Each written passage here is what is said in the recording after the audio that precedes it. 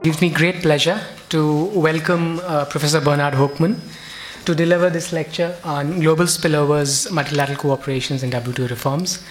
I first met Bernard in 2001 when I was a student at the World Trade Institute in Bern. So it's been a long time, and Bernard has been a mentor in ways more than one. Bernard is currently a professor and director of global economics at the European Union Institute. He's headed the research department at the World Bank. He was also department of the International Trade Unit at the World Bank. He's a prolific researcher. He has more than 10,000 citations on Google Scholar. There's nothing that I can say here which would actually do justice to, both the breadth and the quality of his work. So we are delighted to have him here this evening. In fact, ICRE was able to actually steal Bernard away from this workshop that the World Bank is organizing tomorrow. So Bernard was kind enough to grace us with his presence and deliver this lecture on this topic. I'll now request Professor Hoda to introduce, and then over to Bernard. Thank you.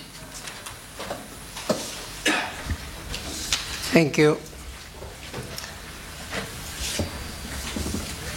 It gives me great pleasure indeed to welcome in our midst Dr. Bernard Hoekman. Multilateral trade and trade negotiations are one of the thrust areas for research in the Indian Council for Research in International Economic Relations, ICRE. But it is only rarely that we get the opportunity of being addressed by a scholar of Dr. Hoekman's standing. Dr. Hoekman's lecture today is well timed, as the functioning of the WTO has reached an inflection point.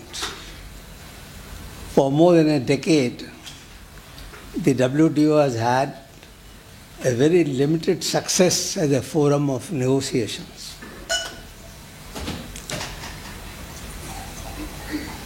But during this period, if I might say, the WTO flag was held aloft by the successful resolution of disputes amongst members. As most of you might know, the main reason for this was that the procedures in the WTO for disputes were made quasi-judicial and automatic.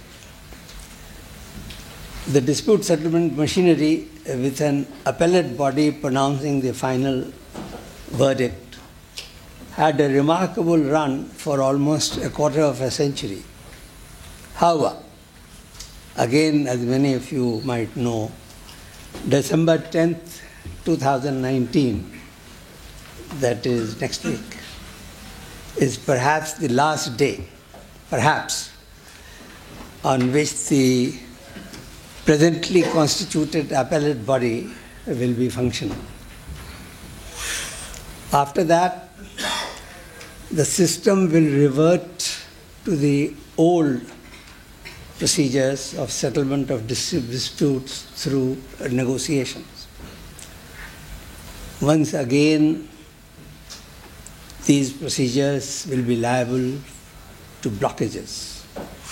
And once again, the stronger parties will tend to prevail.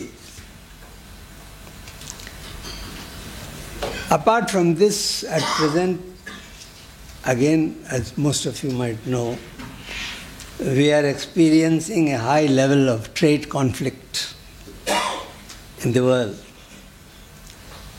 Important members have either taken action or are threatening such action.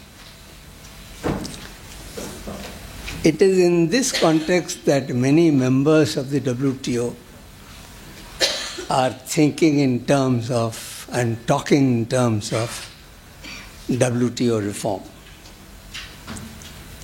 And we will now hear Dr. Hoekman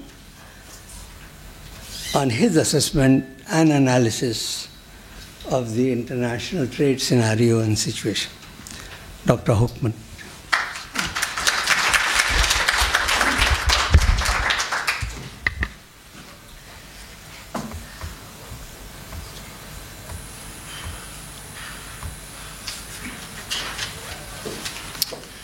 Well, thank you very much for that kind introduction. It's a great pleasure for me to be back in India.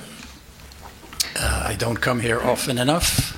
And I guess there's a problem there of both supply and demand, maybe. So you know what I'm going to talk about.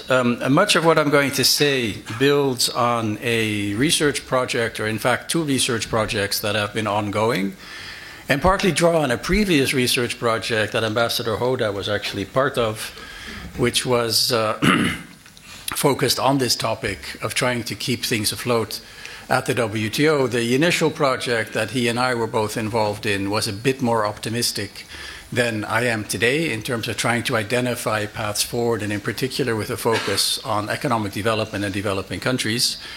Today we're in a situation where it's no longer all that much about thinking about how can we use this system to promote economic development, and it's much more about how can we save the system and what are the prospects for that looking forward. So I'm sure you all know the background and the context in which we are living today. There's basically, if you want to summarize it in one word, there's a huge amount of change that is ongoing, and partly that change is due to technology, technological developments, the shift to a digital economy, increasingly the move away from an agriculture and manufacturing dominated economy to one which really revolves much more about services, and therefore gets us into the realm of data, privacy, regulatory types of concerns. We have a huge climate change problem in terms of if there's one collective action that is waiting to be pursued, and where nowhere near enough effort has been made to date in terms of addressing the problem, it's how to deal with global warming.